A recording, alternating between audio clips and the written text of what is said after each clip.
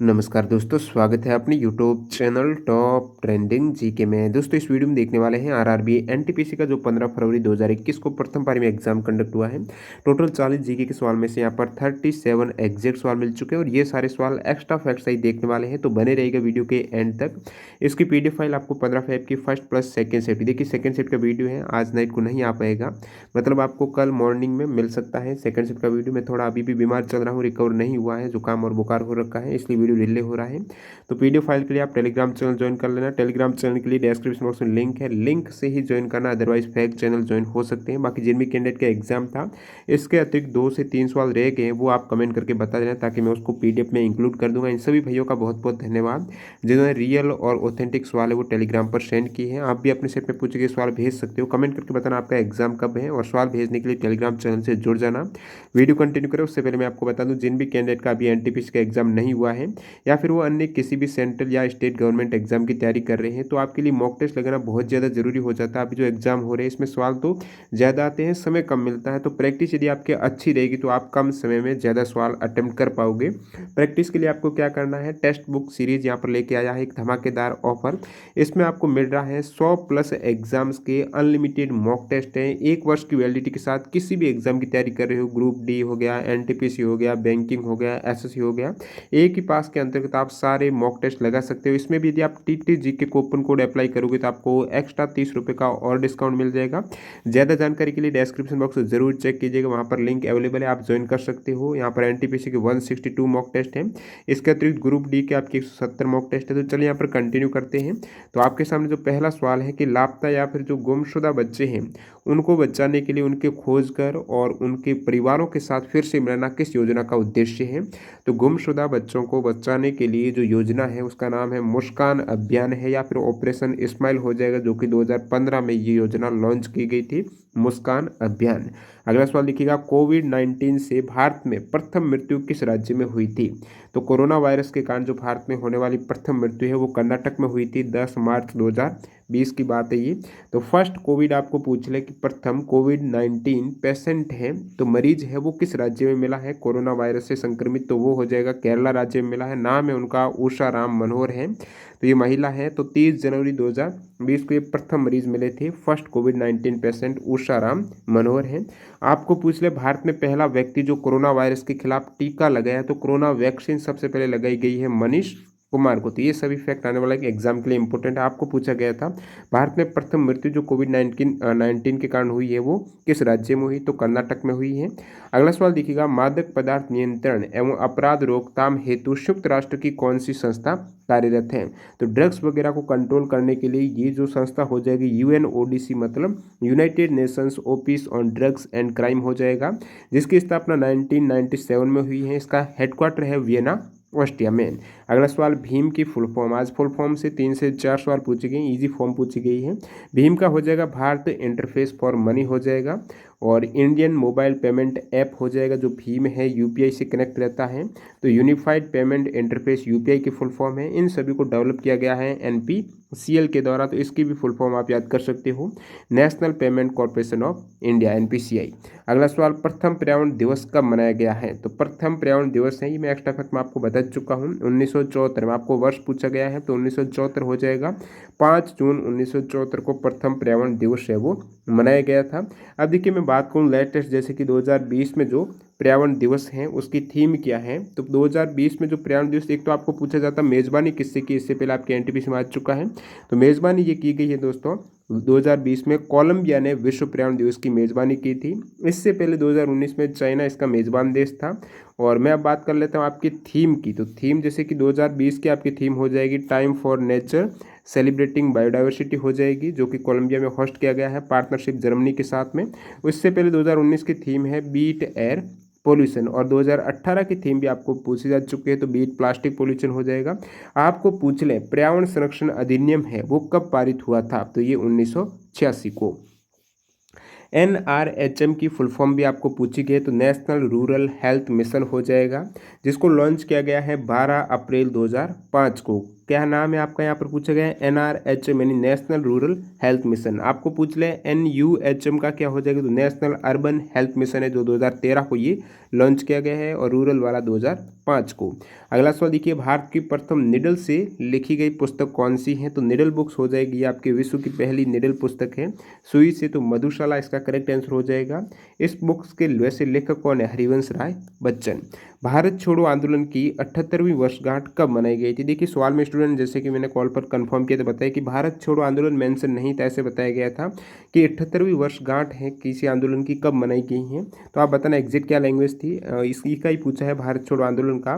तो 8 अगस्त 2020 को ये 78वीं वर्षगांठ मनाई गई थी, क्योंकि आपको पता होना चाहिए भारत छोड़ो आंदोलन का प्रस्ताव पारित हुआ था 8 अगस्त 1942 को, और इसके साथ यदि आप 78 प्लस कर देते तो ये 2020 हो जाते हैं। तो 8 अगस्त 2020 को फिर ये यहाँ पर 78 वर्ष हो गए हैं भारत छोड़ो आंदोलन को। अगला सवाल, दुनिया का पहला शिक्षा को समर्पित शैक्षिक उपग्रह कौन सा है। सो शिक्षा को समर्पित उपग्रह में आपके ऑप्शन GSAT-3 था, जो कि एडुसैट का ही अन्य नाम है, तो वो आपको करेक्ट करना था। तो ये शिक्षा को समर्पित है, अलग से डेडिकेट एक शैक्षिक उपग्रह हो जाएगा जो एजुकेशन सैटेलाइट है, और ये world's first dedicated education satellite जिसकी लॉन्च किया गया है 2004 को। लॉन्च कहाँ से किया गया है, तो ये श्रीहरिकोटा से लॉन्च किया गया है, 36 धवन। और बात करें इसकी लॉन्च व्हीकल की तो रॉकेट GSLV F01 हो जाएगा। अगला सवाल देखिएगा, यहाँ पर पूछा गया है एप्पल किस प्रकार का उपग्रह है, तो ये भी मैं बता चुका हूँ आपको, इससे पहले एग्जाम आ चुका सवाल है। इससे पहले सवाल आया था भारत का प्रथम संचार उपग्रह कौन सा है। आज पूछ लिया कि जो संचार उपग्रह प्रथम है उसका नाम तो एप्पल है, जो मैंने यहाँ पर बताया भी था आपको उस सवाल में जब आपके आया था NTPC में। तो सवाल में उस समय आपको यदि याद होगा तो संचार उपग्रह पूछा, मतलब एप्पल क्या है, एक तरीके का कम्युनिकेशन संचार सैटेलाइट हो जाएगा, जो कि भारत का प्रथम कम्युनिकेशन सैटेलाइट है। एप्पल की यहाँ पर फुल फॉर्म क्या हो जाती है, तो एराइन पैसेंजर पेलोड एक्सपेरिमेंट एप्पल की फुल फॉर्म, जो कि भारत का प्रथम संचार उपग्रह हो जाएगा। इसको लॉन्च किया गया है एराइन 1 कोनेरू, जो फ्रेंच गुयाना में है, वहाँ से 1981 में ये लॉन्च किया गया है। आपको यदि पूछ ले कि भारत का प्रथम दूर संवेदी उपग्रह कौन सा, तो ये सरोस A हो जाएगा। नेक्स्ट में देखिएगा, पूछा गया है which is not a social networking platform है। थोड़ा इजी सवाल था ये, तो ट्विटर, फेसबुक, लिंक्डइन ये सभी सोशल नेटवर्किंग साइट हो जाएगी। एक इस तरह से ऑप्शन दिया गया था जो करेक्ट हो जाएगा, ये नहीं है। नेक्स्ट में देखिएगा, यहाँ पर यंग साइंटिस्ट प्रोग्राम है जो युविका है, वो किसके द्वारा लॉन्च किया गया है, तो युविका को लॉन्च किया गया है इसरो के द्वारा। किसके द्वारा, इसरो के द्वारा, और ये लॉन्च हुआ है 13 मई 2019 को। इसका क्या प्रोग्राम का मतलब है, तो स्पेस एजुकेशन ट्रेनिंग यहाँ पर दी जाएगी इस प्रोग्राम के तहत। भारत के कौन से ऐसे प्रधानमंत्री हैं जिनका जो जन्म हुआ है वो स्वतंत्रता के बाद हुआ है, यानी कि 1947 के बाद जन्म हुआ है, वो कौन से प्रधानमंत्री का हुआ है, तो आंसर हो जाएगा नरेंद्र मोदी जी का हुआ है। 1950 को हुआ था, 17 सितंबर 1950 को नरेंद्र मोदी जी का जन्म, जो कि 1947 के बाद हुआ है, करेक्ट हो जाएगा, जो कि भारत के 14वें प्रधानमंत्री हैं। देखिए इससे मैं बात करूं और कौन है, तो जिनका जन्म है लगभग पास में हुआ 1947 के, तो राजीव गांधी है सेकंड नंबर पर, 1944 को हुआ था। और मनमोहन सिंह की बात करें तो इनका 1932 को हुआ है। अगला सवाल देखिएगा, MB की फुल फॉर्म, एक इजी सवाल पूछा गया कंप्यूटर से, मेगाबाइट हो जाएगी। KB का किलोबाइट होता है, GB का गीगाबाइट होता है। भारत की प्रथम महिला न्यायाधीश, जिन भी कैंडिडेट का आज एग्जाम था प्रथम बार में, कमेंट करके बताना क्या यहाँ पर स्पेशली सवाल में मेंशन था कि सर्वोच्च न्यायालय का हिस्सा बनने वाली पहली महिला न्यायाधीश, यानी सुप्रीम कोर्ट मेंशन था, नहीं था, तो भारत की प्रथम जो महिला न्यायाधीश है वो एना चैंडी हो जाएगी। तो ये उच्च न्यायालय जो हाईकोर्ट है उसकी भी न्यायाधीश बनने वाली देश की पहली महिला है एना चैंडी है, जो कि एक तो ब्रिटिश शासनकाल में रही थी ये न्यायाधीश 1937 में, उसके बाद ये हाई कोर्ट की रही है 1959 में। कमेंट करके बताना एग्जैक्ट क्या था। देखिए ऑप्शन में फातिमा बीवी था, तो यदि मैं बात करूं सर्वोच्च न्यायालय की पहली महिला न्यायाधीश कौन रही है, तो वो फातिमा बीवी हो जाएगी। फर्स्ट फीमेल जज है सुप्रीम कोर्ट ऑफ इंडिया की, इससे पहले भी एग्जाम में आ चुका सवाल है। आपको पूछ ले हाई कोर्ट की प्रथम महिला मुख्य न्यायाधीश, न्यायाधीश नहीं चीफ, जो मुख्य न्यायाधीश है चीफ जस्टिस है, वो यदि आपको पूछ ले तो हो जाएगा दोस्तों लीला शेठ। अगला सवाल देखते हैं, पूछा गया 124वां संविधान संशोधन विधेयक किससे संबंधित है, तो ये बिल का पूछा गया है। वैसे 124वां एक्ट नहीं है, एक्ट तो हुआ ही नहीं अभी तक। 124वां जो बिल है वो किससे संबंधित बिल के बाद आपको पता होना चाहिए अधिनियम बनता है, एक्ट बनता है, इसलिए एक्ट कम है बिल ज़्यादा है, क्योंकि बहुत से बिल है वो एक्ट बन ही नहीं पाते हैं। सामान्य वर्ग के आर्थिक रूप से जो कमजोर वर्ग के 10% का आरक्षण दिया गया है ना, उससे संबंधित है 124वां संविधान संशोधन विधेयक यानी बिल। अब देखिए मैं 124 की बात आ गई तो ये भी आपको पता होना चाहिए। आर्टिकल 124 किससे संबंधित है? सर्वोच्च न्यायालय की स्थापना और गठन से संबंधित है, अनुच्छेद 124। अब मैं बात कर लेता हूं एक्ट की। ये तो बिल था, 124वां बिल था जो 10% आरक्षण का। आपको पूछ लें कि अधिनियम कौन सा है जो आर्थिक रूप से कमजोर वर्ग के लिए 2019 में 10% का आरक्षण दिया गया, तो अधिनियम 103वां संविधान संशोधन एक्ट हो जाएगा। 102वां कौन सा एक्ट है? तो ये राष्ट्रीय पिछड़ा वर्ग आयोग को संवैधानिक दर्जा दिया गया था। 100वां पूछ ले तो भारत और बांग्लादेश के बीच जो 1974 का भूमि सीमा है, तो इस पर यहाँ पर कुछ भूखंडों का आदान प्रदान किया गया है। 101वां है जो जीएसटी से संबंधित है। ये सभी काफ़ी इंपॉर्टेंट फैक्ट है। और लेटेस्ट 104वां है, ये दिसंबर 2019 में हुआ है। इसमें एक तो लोकसभा और विधानसभा में SC/ST के लिए आरक्षण की अवधि 10 वर्ष बढ़ा दी गई है, 2030 तक है। बाकी एंग्लो इंडियन का आरक्षण यहाँ पर समाप्त किया गया है। मरणोपरांत दादा साहेब फाल्के अवार्ड किसे मिला है? तो विनोद खन्ना को मिला है 2017 में। ये 65वां दादा साहेब फाल्के अवार्ड हो जाएगा। जो मरणोपरांत है 2017 वाला ये दादा साहेब फाल्के पुरस्कार, जो कि 2018 में दिया गया था। इसी प्रकार मैं बात करूं जो 66वां दादा साहेब फाल्के पुरस्कार हैं, जो कि 66वें नेशनल फिल्म अवार्ड के तहत दिए जाते हैं। वैसे दोस्तों ये जो दादा साहेब फाल्के पुरस्कार हैं, इसकी शुरुआत नेशनल फिल्म अवार्ड है, राष्ट्रीय फिल्म अवार्ड है, इनके बाद में हुई है। तो स्पेशली यदि आपके दादा साहेब फाल्के अवार्ड का आपको क्रम पूछ रहे तो वो तो कम होगा क्योंकि इसकी स्थापना बाद में हुई है, लेकिन ये नेशनल फिल्म अवार्ड के तहत दिए जाते हैं। इसलिए जैसे कि 66वां नेशनल फिल्म अवार्ड या फिर कह सकते हो 66वां दादा साहेब फाल्के अवार्ड जो दिया गया इस फिल्म अवार्ड के तहत में, जो 2018 वाला अवार्ड है और 2019 में मिला वो अमिताभ बच्चन को दिया गया है। इससे पहले जो 65वां है विनोद खन्ना को मरणोपरांत। कौन सा जीवाणु जनित रोग है ये आपको पूछा है। कुछ इस टाइप से ऑप्शन थे, तो एंथ्राक्स आपकी करेक्ट आंसर हो जाएगा, जो कि बैसिलस एंथ्रेक्स नामक बैक्टीरिया से होता है। बाकी एड्स, HIV ये सभी वायरस जनित हैं। चिकन पॉक्स हो गया। अब देखिए आपको पूछ ले जो एंथ्रेक्स हैं जीवाणु जनित रोग हैं, इनके लिए वैक्सीन का खोज किसने किया, आविष्कार किसने किया? तो लुई पाश्चर के द्वारा किया गया है। बाकी आपको ये भी ट्रिक पता होना चाहिए, जो सभी जीवाणु जनित रोग हैं जैसे कि विषाणु जनित वाले में रेखा हमें हिट करके पहुंचे छोड़ गई वाली ट्रिक थी, इसी प्रकार जीवाणु जनित रोग के लिए टीकू CD में बनी है पटाखा। तो ये सभी आप देख सकते हो। टिटनेस, TB, कुष्ठ रोग हैं, सिप्लिस, डिप्थीरिया है, तो हेजा, प्लेग वगैरह, टाइफाइड, काली खांसी कैसे रोग हैं? बैक्टीरिया से होने वाली। अगला सवाल देखिएगा, पूछा गया है मानव द्वारा तो लार, उल्टी करना, BP जैसी जो अनैच्छिक क्रियाएं हैं उनका नियंत्रण कौन सा पार्ट करता है? मस्तिष्क का। तो इस टाइप से रिपीट हुआ सवाल। इसमें स्पेशली आज ये भी मेंशन किया गया था जो श्वसन नियंत्रण केंद्र है, मतलब श्वसन भी एक तरीके से अनैच्छिक हो जाएगा, तो उसको कंट्रोल कौन करता है? तो मेडुला ओब्लोंगेटा आपका करेक्ट आंसर हो जाएगा। अगला सवाल देखिएगा, पैरा ओलंपिक में 2 व्यक्तिगत स्वर्ण पदक विजेता एकमात्र भारतीय कौन है? तो देवेंद्र झाझड़िया करेक्ट हो जाएगा। एक तो इन्होंने 2016 के रियो जो पैरा ओलंपिक है उनमें गोल्ड मेडल जीता है। इससे पहले 2004 में एथेंस जो पैरा ओलंपिक हुआ है उसमें भी गोल्ड मेडल जीता। तो इंडिविजुअल 2 पैरा ओलंपिक में गोल्ड मेडल जीतने वाली प्रथम भारतीय हैं देवेंद्र झाझड़िया। और पूछ ले स्पोर्ट तो जेवलिन थ्रो, तो राजस्थान से ये खिलाड़ी। कौन सा एंजाइम प्रोटीन को पेप्टाइड्स में बदलता है? तो इसका ऑप्शन के अकॉर्डिंग होना, आप बताने क्या ऑप्शन थे। बाकी पेप्सिन हो जाएगा, और यदि पेप्सिन नहीं होता तो ये ऑप्शन होता प्रोटियोलिटिक, ये भी आपकी करेक्ट हो सकता था। और मैं इससे पहले भी एग्जाम में आ चुका है, जो प्रोटीन है उनके पाचन के लिए आया था सवाल। तो प्रोटीन पाचन के लिए एंजाइम पेप्सिन एंजाइम है, जो पेप्टाइड्स और प्रोटीन को एमिनो एसिड में लास्ट में कन्वर्ट कर देता है। अगला सवाल देखिएगा, सूर्य की चमकीली सतह को क्या कहा जाता है? ये भी NTPC में आया हुआ सवाल है, रिपीट हुआ, एग्जैक्ट सवाल रिपीट हुआ है। फोटोस्फीयर करेक्ट हो जाएगा। सूर्य की जो चमकीली सतह है उसे फोटोस्फीयर बोला जाता है। फोटोस्फीयर के घटक क्या है सूर्य में? तो हाइड्रोजन हो गया सबसे अधिक, उसके बाद हीलियम, ऑक्सीजन और कार्बन हो जाएगा। देखिए ऑप्शन में आपकी कोरोना भी था, तो कोरोना एक अलग हो जाएगा। कोरोना का भी सवाल आ चुका है NTPC में। तो जो सूर्य का जो कोरोना क्या होता है, आउटर मोस्ट पार्ट रहता है सूर्य का, वो कोरोना रहता है। अगला सवाल देखिएगा, यहाँ पर पूछा गया है कि फुल फॉर्म ऑफ ODOP, जो एक तरीके की पहल है, योजना है जो लॉन्च की गई है यूपी गवर्नमेंट के द्वारा। तो इस ODOP का मतलब क्या है?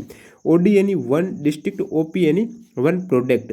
तो ये योजना हो जाएगी एक जनपद एक उत्पाद योजना है, जो कि उत्तर प्रदेश सरकार के द्वारा लॉन्च की गई। मतलब जितने भी जिले हैं उनको एक अपना एक स्पेशल जो प्रोडक्ट रहेगा, और जो उस जिले की पहचान बनेगा, वहाँ से एक तो उसका उद्योग बढ़ेंगे और इससे इनको सूक्ष्म उद्योग है बढ़ावा मिलने वाला है। तो उत्तर प्रदेश सरकार की एक महत्वाकांक्षी योजना है एक जनपद एक उत्पाद, यानी ODOP, one district one product, आपको पूछा गया था।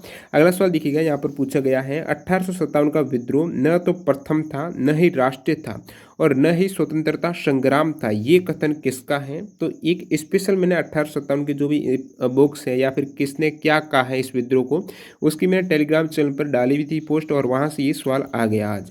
तो RC मजूमदार आपका करेक्ट आंसर हो जाएगा। इन्होंने बताया था कि जो 1857 का विद्रोह है वो न तो प्रथम था, न ही राष्ट्रीय था और न ही ये स्वतंत्रता युद्ध था, संग्राम था।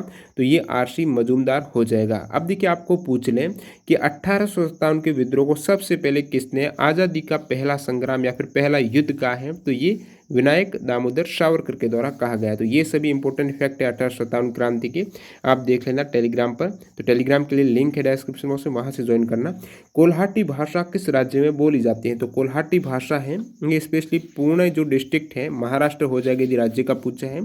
तो थांकाल चित्रकला किस भगवान को समर्पित है? तो ये जो चित्रकला है ये महायान और वज्रयान, यदि पूछा गया धर्म को तो बौद्ध धर्म आपको करेक्ट करना था। अगला सवाल देखिएगा, Dadabhai Naoroji British House of Commons में कब इलेक्ट हुए थे? जो member of parliament as a elect हुए हैं, MP सांसद बने हैं ब्रिटिश हाउस में। तो दादा भाई नौरोजी बने थे 1892 में। 1892 से लेकर 1895 तक ये रहे थे। तो ये फर्स्ट एशियन है जो कि ब्रिटिश MP बने हैं। ये लिबरल पार्टी से मेंबर हैं।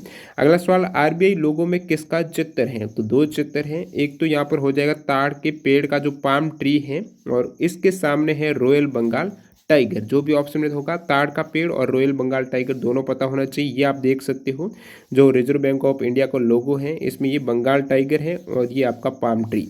अगला सवाल देखिएगा, एनीमिया रोग किस विटामिन की कमी से होता है? तो ऑप्शन क्या थे आप कमेंट करके बताना। यदि B6, क्या B6, B12 और B9 ये तीनों थे या फिर नहीं थे? देखिए, फोलिक एसिड की कमी से एक तो एनीमिया हो जाता है जो B9 हो जाएगा। B12 है ये आपके हो जाएगा मेगालोब्लास्टिक एनीमिया है। B6 की कमी से माइक्रोकैटिक एनीमिया हो जाएगा। तो कमेंट करके बताना इसमें क्या ऑप्शन थे। बाकी देखिए, मैं यहाँ पर रोग की बात करूँ विटामिन की कमी से जो होते हैं तो इनकी डिफिशियंसी से, जैसे कि विटामिन A की डिफिशियंसी से कौन सा रोग हो जाता है? रतौंधी और जीरो फतलेमिया। C की कमी से स्कर्वी हो जाता है। D से रिकेट्स हो जाता है। E से जनन शक्ति का कम होना। K की कमी से रुधिर का स्राव न होना और B3 हो जाएगा आपकी त्वचा पर दाद। B7 लकवा। B1 berry berry. अगला सवाल देखिएगा, कौन सा स्थल यूनेस्को विश्व विरासत सूची में शामिल नहीं है? कुछ इस टाइप से ऑप्शन स्टूडेंट बता रहे हैं, आप कंफर्म करके बताना जिनमें कैंडिडेट के क्या एग्जैक्ट यही ऑप्शन थे। देखिए, यहाँ पर मैं सुंदरबन की बात करूँ तो सुंदरबन नेशनल पार्क है, ये तो 1987 में शामिल किया गया है यूनेस्को में। फतेहपुर सीकरी को भी शामिल किया गया है यूनेस्को की विश्व विरासत सूची में, जो यूपी में है, 1986 में किया गया है।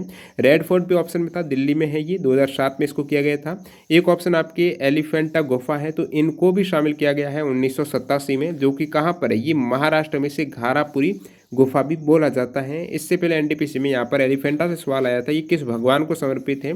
तो शिव भगवान को समर्पित है। देखिए, एक स्टूडेंट ने तो ये सवाल भेजा है कि यूनेस्को विश्व विरासत सूची में शामिल नहीं है। बाकी एक स्टूडेंट ये भेजा कि कौन सा स्थल सही सम्मिलित नहीं, तो आप पता ना कौन सा था इनमें से, या फिर दोनों थे।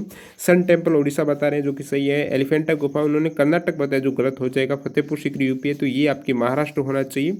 और अगला सवाल, कौन सा तत्व कैंसर के उपचार में प्रयुक्त होता है? तो ऑप्शन क्या थे? बाकी देखिए, एक तो फास्फोरस P32 स्टूडेंट ने बता रहे कि ऑप्शन में था, तो ये करेक्ट हो जाएगा, जो कि ब्लड कैंसर के उपचार के हेतु इसका प्रयोग किया जाता है। बाकी दोस्तों, रेडियो एक्टिव आयोडीन है, I131 है, ये भी थायराइड कैंसर के उपचार में काम आता है। भारत में सर्वाधिक व्यापक यानी सबसे ज्यादा कौन से क्षेत्रफल में मतलब सबसे ज्यादा क्षेत्रफल में होने वाली मृदा कौन सी है? और सर्वाधिक उपजाऊ, दोनों ही केस में आपकी जलोढ़ हो जाएगी और या फिर इसे कच्छारी मृदा भी बोला जाता है। सबसे ज़्यादा क्षेत्रफल में, भारत के कुल क्षेत्रफल के 43% में यह मृदा होती है। उसके बाद लाल मिट्टी, फिर काली मिट्टी और ये जलोढ़ सबसे उपजाऊ भी है। अगला सवाल देखिएगा, बरिंद्र कुमार घोष किस क्रांतिकारी संगठन के सदस्य थे? अब आप ये कमेंट करना क्या उसमें अनुशीलन समिति था? तो इनका था, तो ये हो जाएगा। बाकी ये युगांतर के भी सदस्य थे। युगांतर पहले एक पत्रिका थी, उसके बाद ये एक संगठन बन गया था। तो दोनों ही केस में आपके ऑप्शन बताने क्या थे। बाकी बरिंद्र कुमार घोष है, ये इसका नाम जुगांतर भी है और युगांतर भी है। तो इनके ये युगांतर के बाद इस समिति का गठन हुआ था। तो तो दोनों ही केस में आप बताना ऑप्शन क्या थी। भारत में स्वतंत्रता के बाद इटली और जर्मनी से मोहनजोदड़ो सभ्यता की खोज हेतु पुरातत्ववेत्ता की एक टीम आई थी।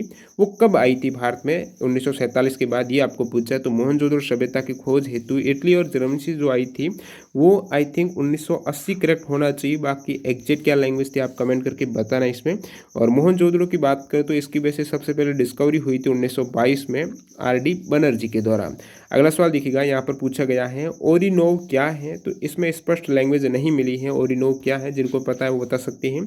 फिर देखिएगा, दो तंत्रिका कोशिकाओं के बीच आवेगों के संचरण किसके द्वारा किया जाता है? तो ये सिनेप्स हो जाएगा और इसे बोला जाता है न्यूरोनल जंक्शन भी बोला जाता है। एक ग्रेटा थनबर्ग से सवाल पूछा गया था, किस जलवायु कार्यकर्ता को 2020 के नोबेल शांति पुरस्कार के लिए नामांकित किया गया है? देखिए, पहले तो नामांकित किया जाएगा, उसके बाद वो सिलेक्ट किए जाएंगे कि उनको नोबेल मिलने वाला है या फिर नहीं मिलने वाला। नामांकित तो बहुत से होते हैं, गांधी जी भी हुए थे लेकिन उनको नहीं मिला था नोबेल। तो किस जलवायु कार्यकर्ता को ये नामांकित किया गया है शांति पुरस्कार के लिए? जो ग्रेटा थनबर्ग आपका करेक्ट आंसर हो जाएगा। और बाकी ग्रेटा थनबर्ग को राइट लाइवलीहुड अवार्ड 2019 मिल चुका है। और ये जो अवार्ड है राइट लाइवलीहुड अवार्ड है, इसे वैकल्पिक नोबेल के नाम से भी जाना जाता है। अब मैं बता दूं आपको, 2020 का नॉमिनेट तो ये नामांकित तो की गई थी ग्रेटा थनबर्ग, लेकिन फाइनली इनको नहीं मिला था शांति का नोबेल। तो शांति का नोबेल मिला किसे 2020 में? तो ये वर्ल्ड फूड प्रोग्राम को दिया गया है। अगला सवाल देखिएगा, आप कमेंट करके बताना इस सवाल में थोड़ा डाउट है क्या एग्जैक्ट ये सवाल पूछा गया था कि डिजी गांव प्रोग्राम किस मंत्रालय की पहल है, या फिर वही था जो रूरल है, जो नेशनल रूरल हेल्थ मिशन वाला फुल फॉर्म थी ना, या फिर ये भी स्पेशल एक सवाल था, वो आप कमेंट करके बताना। ये रीजनिंग से है, टमाटर बंद गोभी भिंडी खीरा में क्या विषम होगा आप बता सकते हो। और इसमें भी थोड़ा सा डाउट है क्या सवाल था या फिर नहीं था।